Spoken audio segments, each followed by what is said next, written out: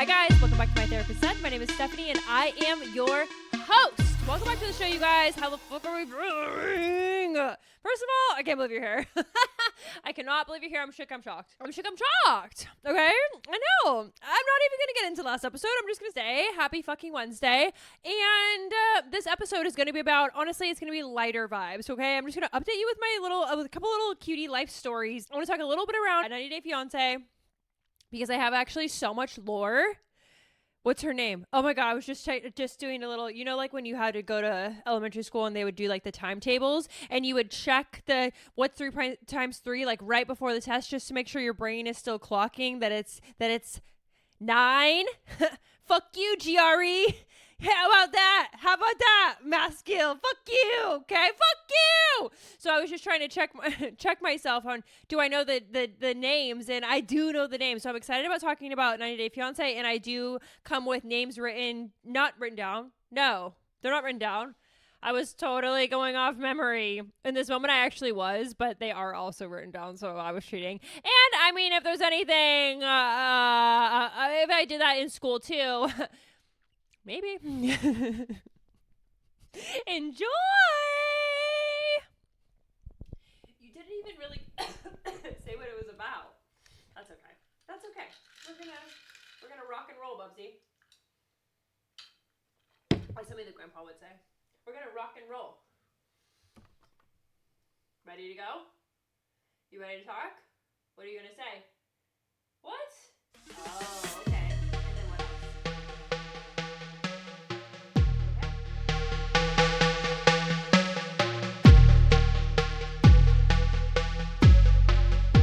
Hi guys. Welcome back to the show. If you're not watching me on video, me and Bubs were just doing a chit chat, quick little check-in about what he wants to talk about today.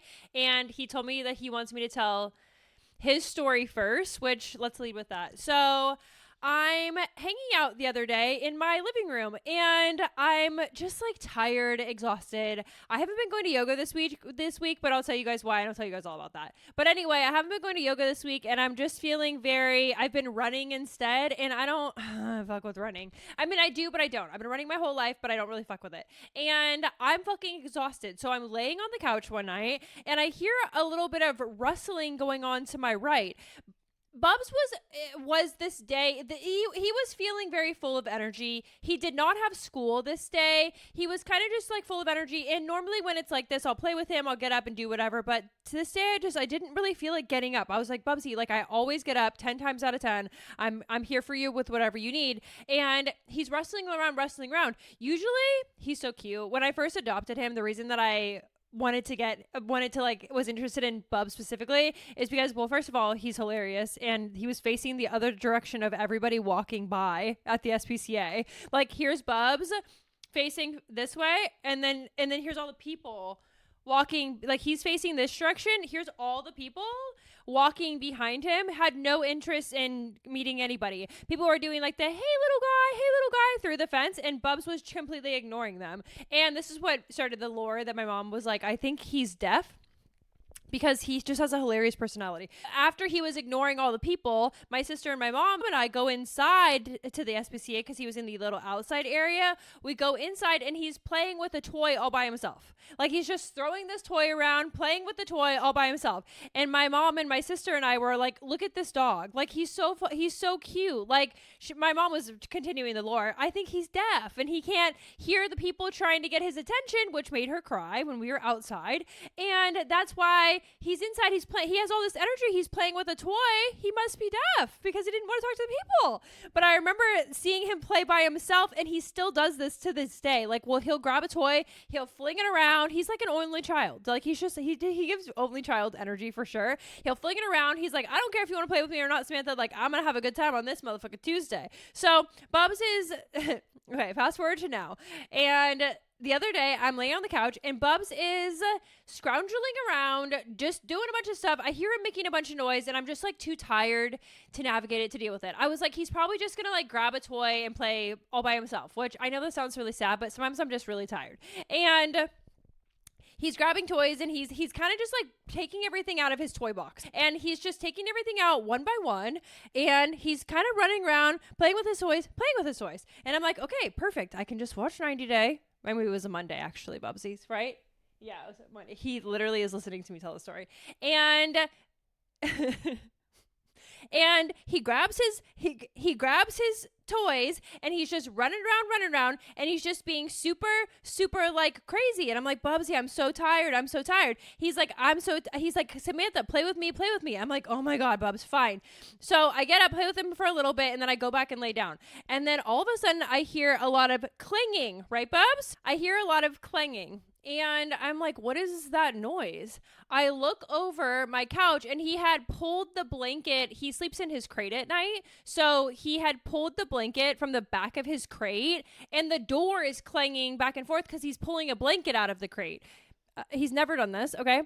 And I'm like, oh my God, he has so much energy. So I just like really lay on the couch and I'm like, if I just stay really still, maybe he'll just forget that I'm here. All of a sudden, he has pulled the crate from the blanket into the middle of the living room. And at this point, he is swinging the crate around.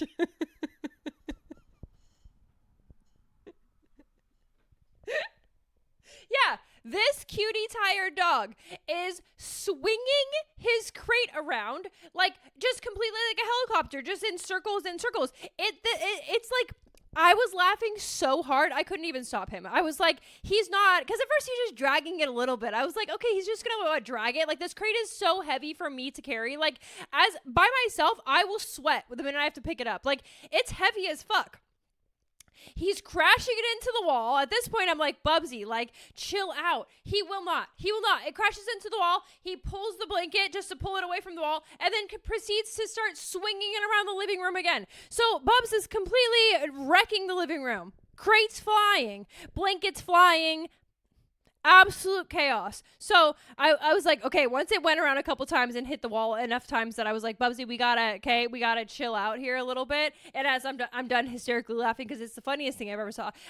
For a second, I was like, I wish I could film this, but then I was like, yeah, I know that if I film it, he'll totally stop doing it. But he also might do it again because he's a star on camera.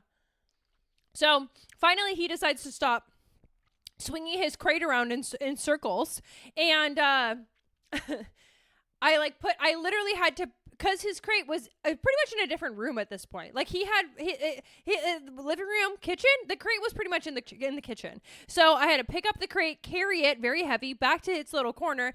Then I sat with him for a second. I was like, what's going on, Bubs? Do you want to have a conversation? Like, what's going on with you acting out?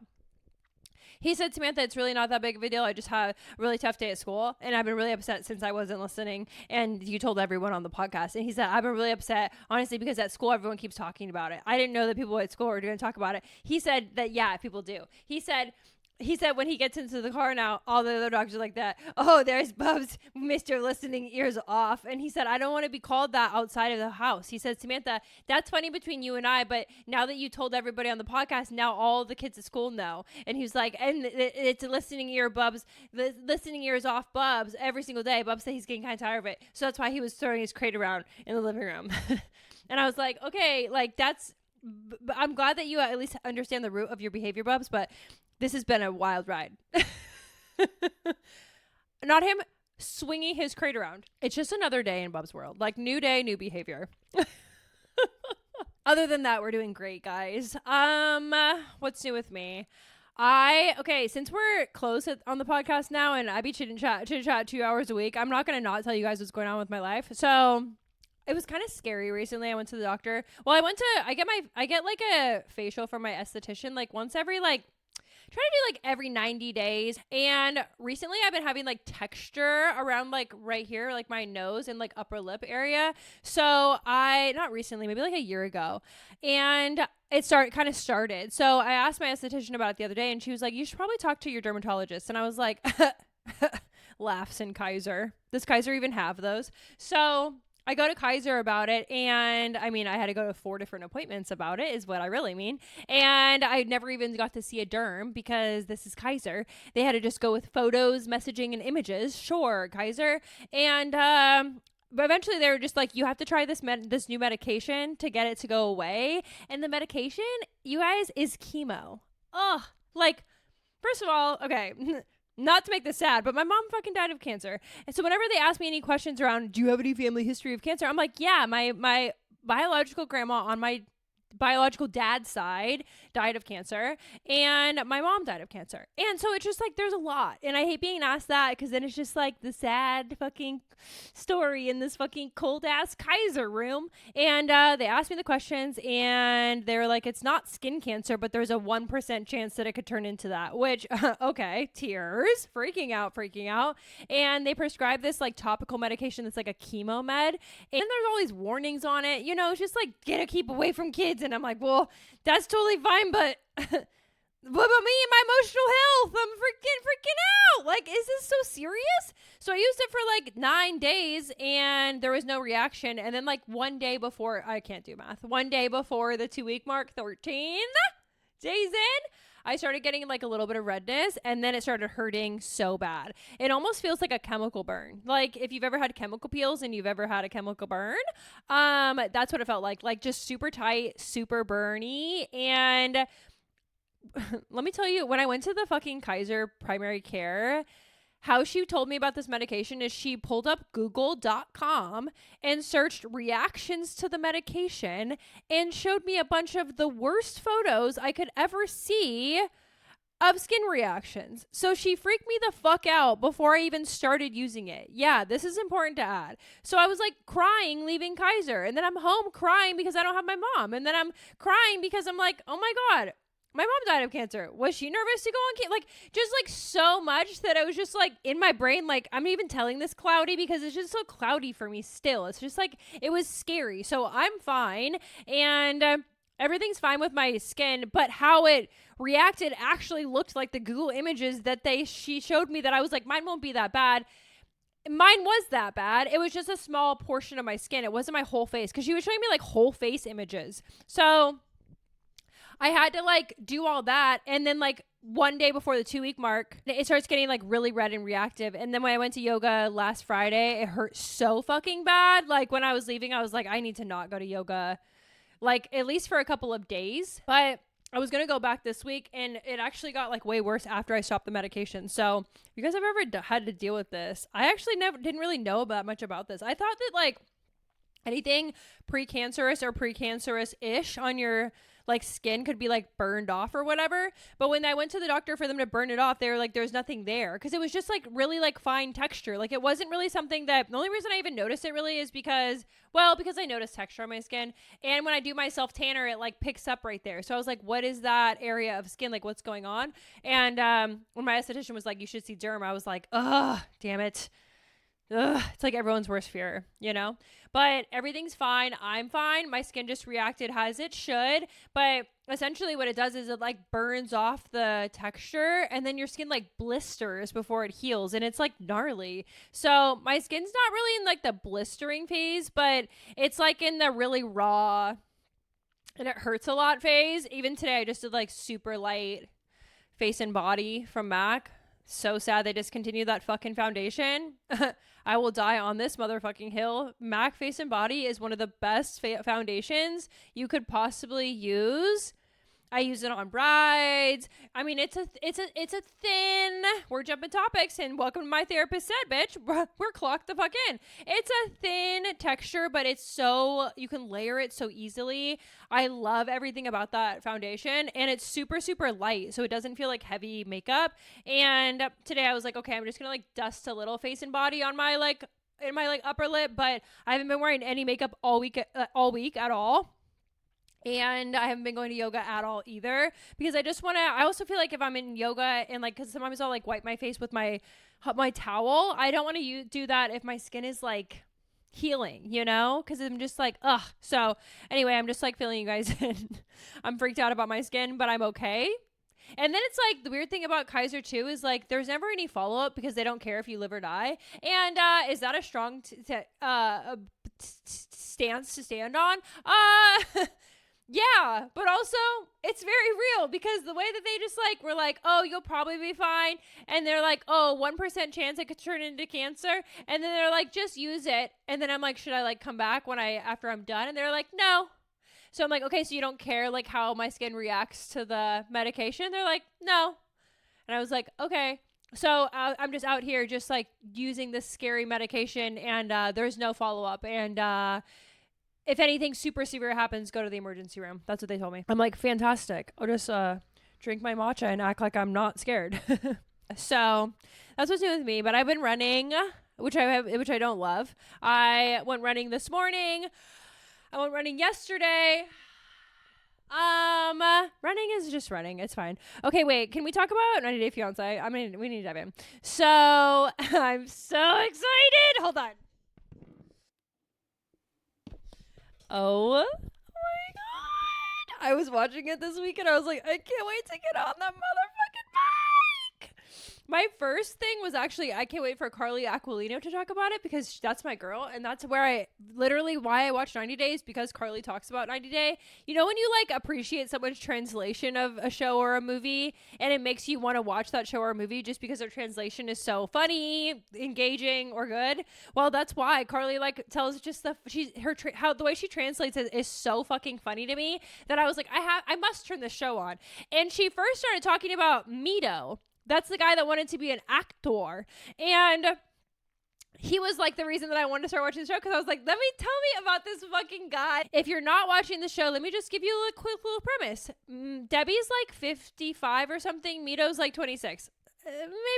Allegedly. I'm paraphrasing. I'm just throwing out all the words to say that I don't really know what I'm talking about, but I'm talking. And so they went to this wedding chapel because Debbie wants to essentially save their relationship. That's how I see it. And she's like, I have a surprise for you today. And Mito is like, okay. So they go to this wedding chapel, surprise. And Mito has been saying that he doesn't really like want to be here. He's like saying how he doesn't really like living here. He wants to live closer to Hollywood, etc., etc. Okay. And so they've been really fighting, really like not getting along well. And how Debbie reacts to that is, let's just get married then. And okay, as a marriage and family therapist, I have absolutely no thoughts. So I love that. You know, people are always like, as a therapist, what would you say? I love to like not think from a therapist lens. So rarely do. I'm always like, I don't know. I'm not at work. Like, I don't think like a therapist really that much. So it's like so funny for me to just, as a therapist, I'm like this. I have no fucking clue because I'm watching 90 Day Fiancé. What do you mean as a therapist? I'm not a therapist. I'm literally watching 90 Day.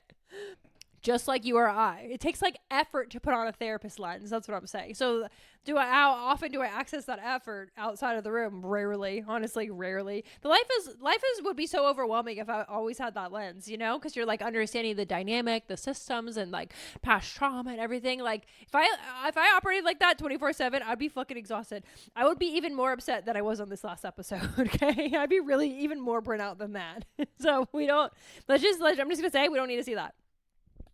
70, where's the dun, dun, dun, dun, dun, dun, dun.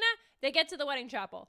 Mito is unenthused, to say the least. He doesn't love the surprise. Debbie says we're gonna get married in the next 2 weeks, okay?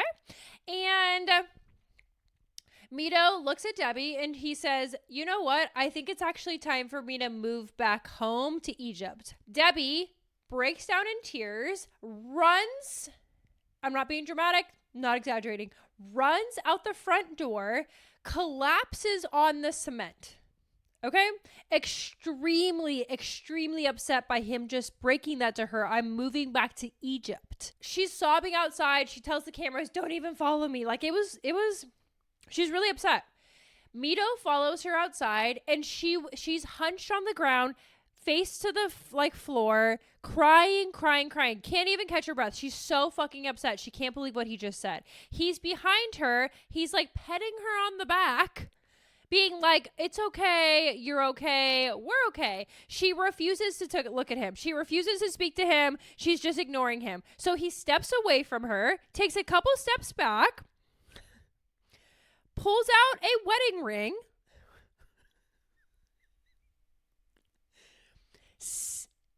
tries to get her attention. Debbie. She says, no, fuck you. I'm not looking at you. He says her name a couple more times. She's ignoring him. So he proceeds to set, I guess it's an engagement ring. Who cares? What's the difference? He sets the ring on the ground, which I thought was so What a choice.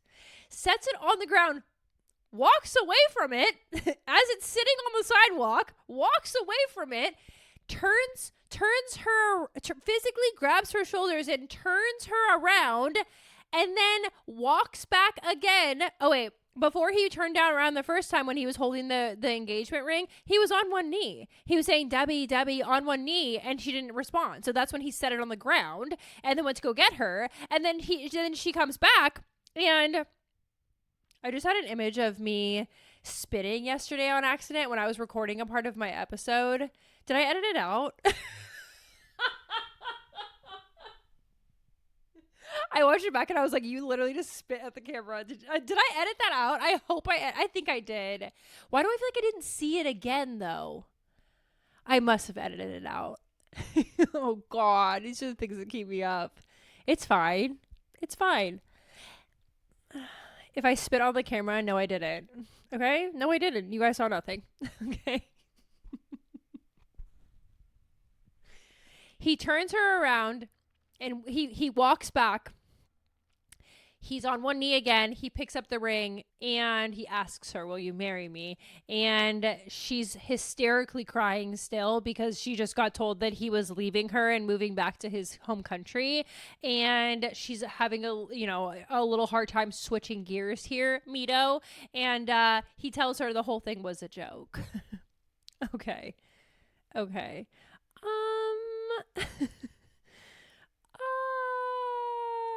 I mean, my first thought, he wanted to be an actor. So maybe he's just trying to play up this reality TV character. And if that's your vibe, fine. But your impact on the other person in your life is very unfair, my dude. She's like hysterically crying. And he says, just kidding. Just kidding. And then she says, yes.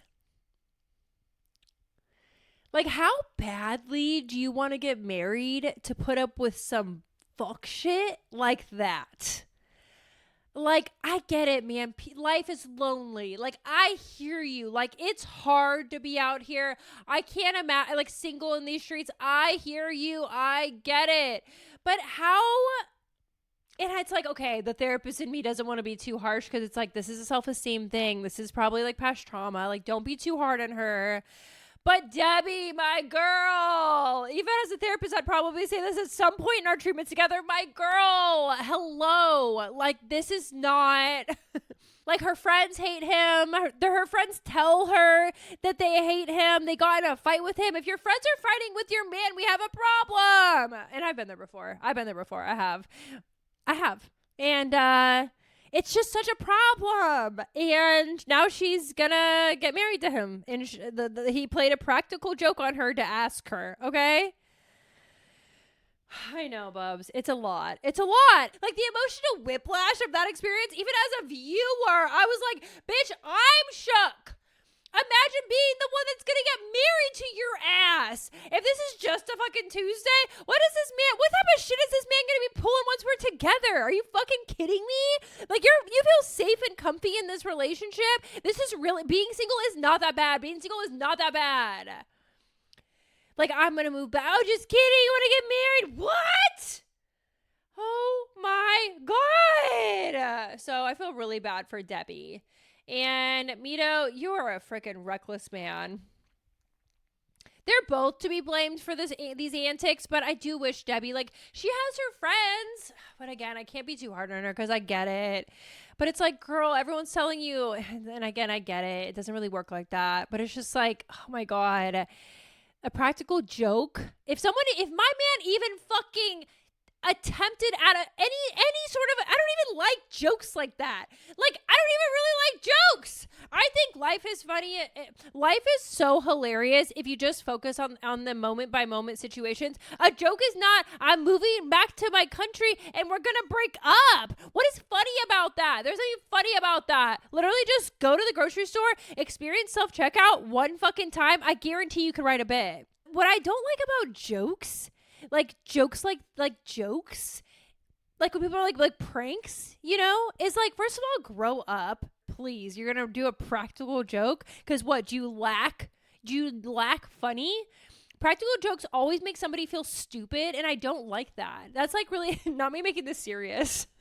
I don't like that. I never watched one of those, like the Ashton Kutcher show, Pranked. Not interesting to me because I don't like when people do practical. I don't need like pranks. Like, how old are we? Like, I've been 34 since I was in first grade. Like, I don't find like that, like, haha, so funny. Oh, we thought you thought it was something different than it is. Like, what is funny about that? You're just trying to make somebody feel humiliated and dumb, and I just don't vibe like that. So if you're my man and you're wait, are you off work by now? Oh, sorry, you're not. Well, yeah. Okay, they're not listening to this. Yeah. If you're my man and you're listening, I was thinking because today's garbage truck day, and I was like, is he off work by now? No, but he could listen to the episode after work. Okay. So if you're my man, first of all, hope you had this is funny. If you're my man, first of all, I hope you had a really good day at work. Second of all, I don't want practical jokes as a part of our, is that what they're called? Pranks? Yeah, practical jokes, right? I don't want that a part of our relationship. I don't find it funny in any way. Don't make me feel stupid, okay? I feel dumb enough just going to the grocery store. The other day I went to Trader Joe's. I knocked over 2 separate plants that had pots on attached to them. Okay, crack. That was me at the grocery store. So I don't need to get home and be like, oh, I'm moving back to another country, we're gonna break up. I don't need to, like, that's not gonna make me laugh. Okay, I'm already overwhelmed from Trader Joe's. Like, I don't okay, thank you. So thank you so much for listening to this. And what are the rules? No ripped jeans, no flip-flops, no tank tops. Thank you so much. That really happened to me at Trader Joe's this week, and I wrote it down. Someone commented on my YouTube, and they were like, I love Trader Joe's too, but the employees always make me feel like I'm in their way, and I feel like that too. I read that comment, and I had just gotten home from Trader Joe's where I had broken 2 different separate pots because I was in their way, and I was like so in their way. So I go to Trader Joe's at fucking 9 o'clock in the morning, and they're still restocking everything, and they were like, I remember doing this at Nordstrom too. You kind of like pick a project for that day, but it's unfortunate when there's like customers because you're like, move out of my way. I'm trying to do my project. Somebody would walk up for like to get anything, and I'm like, what? So I get the retail side, and from the retail side, you are actually in our way. So I felt that energy when I was at Trader Joe's. I love restocking. I used to love that shit, mostly because I don't want human interaction sometimes. Most of the time, especially when you're in retail, anything that's not human interaction is so fun. It feels like a side quest. So like any sort of like, oh, you want me to like redo the stock room? Bitch, I'm on it. I'll wear my Converse that day. Well, because I was a manager too. So managers get to make up projects, which I love being a manager for that reason. I'm like, I'm busy. I'll be out there fucking relabeling everything, organizing this, skin over here, cut it over here. Be back there for like 5 hours. They're like, where's Stephanie? She's in the stock room. My favorite. I love to organize. You guys know I'm a systems level bitch. Oh, wait. One more thing about 90 Day. I wrote it down. Okay, you guys. Mallory and Brandy. His Brandon, but Mallory's man calls him Brandy, and I think that's so funny. What's his name? Rashit, right? Yeah. He doesn't like Mallory's ex. His name's Brandon. He says, I don't like Brandy. And he treats Brandy like shit. He really treats Brandy like shit. Here's the deal. Mallory and Brandy, they're in love. Hate to see it. They're in love. And how do I know this? Well, here's how I know it. There was an episode recently where Mallory was talking to all of her friend group around, I want to get a prenup. And Mallory's man is very anti-prenup. So she's bringing it up to her man when he's here, and he hates the idea. They fight about it. She's just like, well, I have a house. Like, I don't want you to take half, whatever. One afternoon, they're having drinks in her kitchen with all of her friends. There's like Brandy's there, her ex, who it seems like it was just like a fuckboy situation, which also makes me think that they're definitely in love because they didn't really date enough to hate each other. You know what I mean? I know what I mean. Thank you. So there's like Brandy's bestie, and then Mallory, and then her 2 friends, and then her man, Mallory's man is there too. And Mallory brings it up, and she's like, so what do you guys all think about a prenup? Like, she brings it to the table for everyone to chime in. And all the women are like, oh yeah, girl, like protect your shit, like 100%, da-da-da-da-da. And after Brandy and Mallory's man, they fucking hate each other. They get in an argument every single time. I can't believe they haven't gotten in a fight. Like, I feel tensions are brewing whenever they're around each other. At that one baseball game they went to, literally everybody left because Mallory's man was being such a dick to Brandy. So That was a couple episodes ago. So they've been beefing. Okay. They've fucking been beefing. Mallory brings up the prenup. All the women are super supportive of her. Brandy looks to the conversation and goes, have you thought about the fact that he left his home country and all of his family and everything that he ever had to be with you in the US? Have you thought about that? And everyone in the room is shook that Brandy took Mallory's man's side, except for Stephanie Kroll. Because guess what? I think that was Brandy just trying to get under Mallory's skin because Brandy's in love with her. Okay. Everyone responds, shocked. I can't believe you took his side. I thought you were going to take my side. I thought you were going to be on the pro-prenup side. And Brandy said, no, I'm actually on your man's side on this one.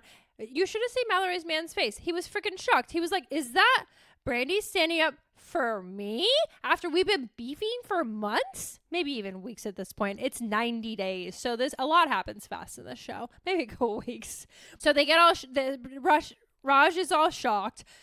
Mallory and Brandy is just really fucking standing 10 toes on the ground for Raj. And Mallory's like, really, Brandy? You're going to take Raj's side? And Raj said, and Brandy said, yeah, I'm going to take you're going to take Raj's side. And that's what happened. And I'm like this. And I've been thinking they're in love. Okay. I've been thinking it since, Brandy was just kind of territorial when Raj first got here. Like Brandy was a little bit like, don't sit on my truck.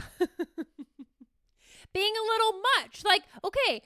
He's not from, Mallory's man he's from Turkey. Very different cultural norms. And I'm sure like to not sit on a man's pickup truck, to me it sounds like maybe there was like a cultural difference there. But Brandy is being mean. He was being like, don't fucking do that. That's a sign of disrespect. Like he's just being an asshole. And all of that gusto, all of that energy, all that ego was really giving. Brandy's mad that Mallory found a man because Brandy's in love with Mallory. I said what I said, and I said what I said. So that's how I feel about that. And I do believe that if they already have Mallory and Raj, then they break up. Then I think that her and Brandy are going to get together.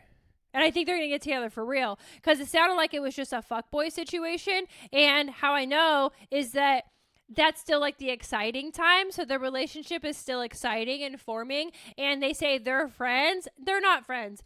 They're in love with each other. What do you guys think? That's what I think about that. Oh, wait. Katie and Josh, they need to go to therapy. I saw they had a little conflict over Josh's stuff getting dropped off. And Katie didn't like tell him fast enough that they were like at the house or whatever. And of course, Katie's fucking op-ass parents took fucking Josh's side. I was just like, everyone's just waiting for Katie to like quote unquote fuck up so they can just be like, oh yeah, Katie's just a fucking idiot. Like that's literally how I see it. I literally relate to that because I feel like that's how people that know me well treat me sometimes and have historically treated me. It's just waiting for me to just, oh, she just acts like that. Oh, she's just doing this like because she's a fuck up. Like I feel for Katie so heavy. So the minute that Katie looked at her watch, it was like, oh, you need to call the people. Josh was like, why didn't you tell me earlier? And then Katie's parents are automatically take Josh's side. Yeah, Katie, why didn't you tell him earlier? It's like, really, does she really need like this triangulation happening here? Does she really need like this 3-against-1 moment? Like, you guys, just stay the fuck out of it. Like, Katie's parents to me just feel like they're just like waiting for her to do something that is just like, oh, there she goes again. And I hate that shit. You know how I really hate not surprised? That's what energy they give to me. So they're all at this like little cake tasting. And I felt like Katie was just like not being heard. And they were just waiting. They were jumping down her throat for something that like wasn't that big of a fucking deal. Like, they're not going to like steal your shit, dude. Like, just pick a different delivery window. It's not that fucking complicated. But he steps outside and then Katie's just like talking to her parents or whatever. And I could just tell that her parents just like don't listen to her that much. Like, I feel like it was just like, I don't know. That's just how I feel about Katie and Josh. But there was a preview for a next episode where there was like some intimacy issues. And that was really making me think like, okay, so they like really struggle with their communication. they're also having like intimacy issues. And then Katie also said that she wants to have an open relationship, which, okay, but I don't know that she's talked to Josh about this. To my point around just like, why don't you guys have these conversations prior to? But then the other side of me is like, it's reality TV, so maybe they have, but just to make it more interesting, maybe they're like bringing it to camera. But how she was saying it really sounded like she was like, I really want my relationship to be, my marriage to be open in the future. And it didn't really sound like Josh had opinions about it yet. So my thought was like, she not told him? So I don't know. I don't like to ever say people need to go to therapy, because I feel like everyone says this, and the last thing you need it from it like is a therapist saying that. But if anyone's going to listen to anybody, it should be therapists, if I'm really going to be honest. So I actually shouldn't quiet my voice because the world is so loud. Don't you guys always hear that? They need to go to therapy. And it's like, who are you to say that? I actually don't love that narrative, so I never say that. But now that I'm thinking about it, it's actually my field. Maybe I do have a perspective. This is the problem with mental health terms, right? Like, I also say less of mental health terms in general because the world always says them so much. Like, I don't even say boundaries anymore because I'm like, oh my God, it's going to be met with an eye roll because the whole world has exploded this concept and like into the oblivion. So, and now as a therapist, I'm like, I don't even use therapy speak, quote unquote, anymore. But it's like, that's not good, because now the voice of the person that actually understands it is quieter. Oh, is this the outcome of that? Is this why you're so mad? Maybe. So yeah, they don't need to do anything. They don't need to go to therapy. But I do think to navigate their interpersonal dynamic issues, it might be helpful if they saw a therapist. And for a while, like not just like a seshi, like a year. That's one thing too about people like they need to go to therapy. It's like, are you envisioning one seshi? Are you envisioning, like, I've been seeing my therapist for 5 years. So what are we talking about here? Like, that's what anyway. That is really true though, huh? Not me talking to myself. Isn't that interesting? That's so interesting. I think you're so right about that. I am so right about that. Wow. So therapists talk less about therapy terms because the world has taken over therapy terms and now they're always met with an eye roll? Yes, Stephanie, that's absolutely accurate. Wait, this is so much better. This is so much better. Last week's episode was so much, and this is going to be my closing. I get it, guys. I'm clocked the fuck in. I'm sad, bitch. I get it. It was a lot. It was a lot. And I said things that were they're a little generalized, a little absolute, but I'd be getting in trouble for that all the time. People always be coming on my Instagram, stop talking so absolute. By always, I mean I saw a comment one time. But they were right, so it kind of stays in my head rent free. So where was I going? Now I'm upset about Instagram comments. Why, Stephanie? Everyone loves you on Instagram. You're just being so dramatic about it. I know. A couple haters, and I'm like this. I give up. Ouch, Pops. Oh yeah, last episode, it was a lot. Here's the one thing I'm going to say to soften it, and I'm not going to soften the rest of it because I said what I fucking said. I will say one thing else, actually. I'll say two things. First thing is I spoke very broadly about huge issues that are, in my mind, systemically related.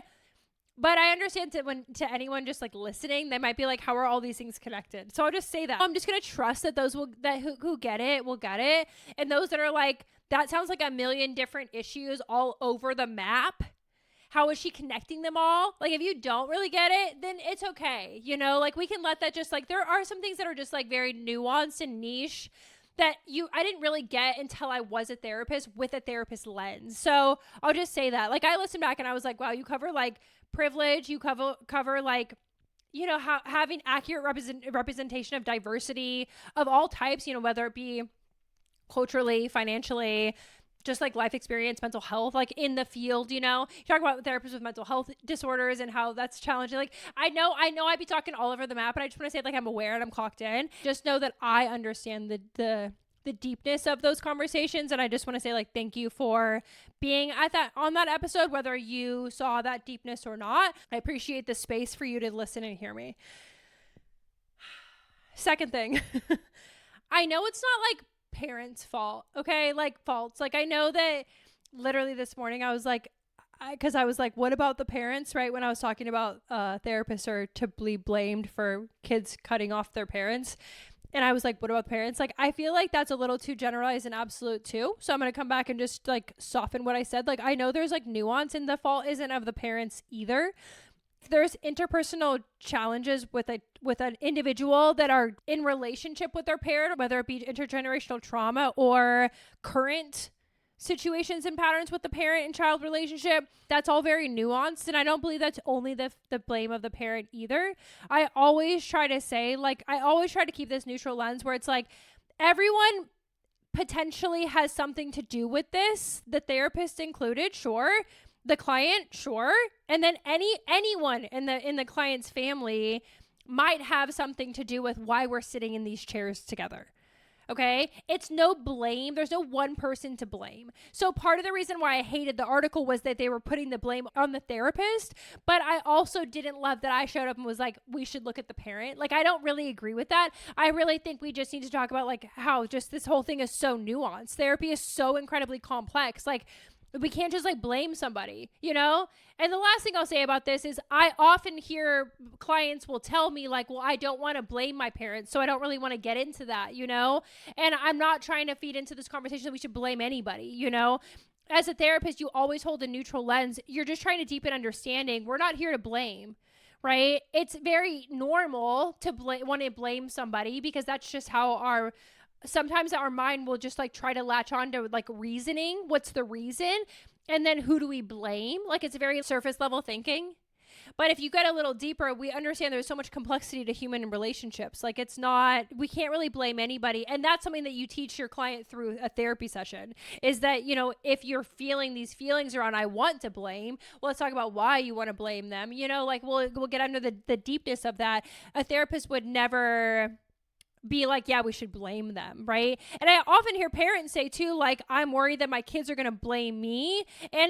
And again, like, that's not the point. We have to get under the blame. How does that serve the person who's doing the blaming? How does that impact the person who's being blamed? How do we work through the nitty gritty of that emotion versus just throwing a blame on it and then labeling it and walking away? Okay. So like, it's really no one person's fault, which is why the article really upset me. But I didn't love that I was like, what about the parents? Because like, it's not that either. Okay. I was just upset and I was pissed. And then I was crying. So there's that. It's really like I think what I'm trying to say, there's like, it's really just it's never just like one person's fault, including the therapist. You fucking idiots. And when I was saying, you fucking idiots, it was about the person who wrote the article. Nobody else. Because I was like, I'm not trying to call everyone fucking idiots. Actually, maybe I cut the part where I called somebody a fucking idiot. Okay, then you didn't hear this. Actually, I think I did cut that part. But then I did think I said, if you knew anything about fucking therapy, which is a little bit much. It's a little much. But you know what? The system makes me really fucking tired. And sometimes when I'm really tired, I be speaking in absolutes and I be doing a lot, bitch. So I take that back about the parent thing, okay? Don't come for me. Mostly, I'm actually saying this actually not because I'm worried people are going to come for me. I more so just want to correct what I said. Like, I'm here to be like, hi, this is Stephanie from next week. She's a different bitch. What I said last week, I don't really agree anymore. Like, I think I'm just trying to show the complexities, which isn't this podcast? Isn't this what this is? I'm having so much fun. I don't want to leave you guys. No. Ugh. Oh, wait, I have one funny thing to end on. You guys, my bestie's getting married and her bachelorette party is in a couple months and it's next month. And the person planning the bachelorette was like, we're going to go to South Lake Tahoe. I responded back because I want to be helpful. And I was like, let me know if you need any recommendations. I'm pretty familiar with the area. And then she responds back. She's like, tell me good spots for dancing. And I meant that I was familiar with South Lake Tahoe, like a little. And like in that, like me and my ex used to go there sometimes. And like, I know a couple restaurants, but like, that's it. So I don't know why I even offered to be like, I'm familiar. Cause you're really not that familiar, Stephanie. Like, you grew up going to Truckee and like, I know North Lake because that's closest to Truckee. South Lake, like not really my vibe. Been there like a handful of times, but of course I'm trying to be helpful. Want to be that cool girl that knows the cool spots. And she's like, what about dancing? And I'm like, oh God. So I put it off answering back to her because I was like, do I lie? Do I lie and say that these are the places I love to go dance? And then I'm like, Stephanie, probably not necessary to lie. My first initial is still to lie, guys. Okay, it's still alive and well. But here's the difference: that I now I operate differently. I don't actually lie. It's just a thought. Should I lie? The answer to that, Stephanie, is no. 9 times out of 10, probably 10 times out of 10. Let's say 9 times out of 10, it's not to lie. It's to tell the honest truth and hate to see it. So I give it like a week, and I just sent her a bunch of spots I like found online. And then I was like, this is so embarrassing, Stephanie. And then I'm like, full disclosure, I'd never been to any of these spots.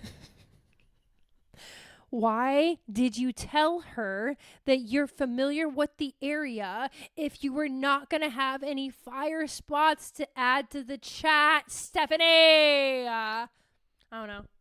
I don't know. It's literally just a Wednesday. And then I was like, this is me. Dun, dun, dun, dun, dun, dun, dun. Then I was like, so should I like I said full disclosure that I haven't been to any of these spots, and I sent her like 6. And then I'm like, should I tell her the spots that I do know though? Like, I know a good coffee shop. And then I'm like, I know a good bagel spot. Then I'm like, do you know a good bagel spot, Stephanie? Or did you go to a bagel spot one time? Like, you know, when people are like, oh, I know good spots.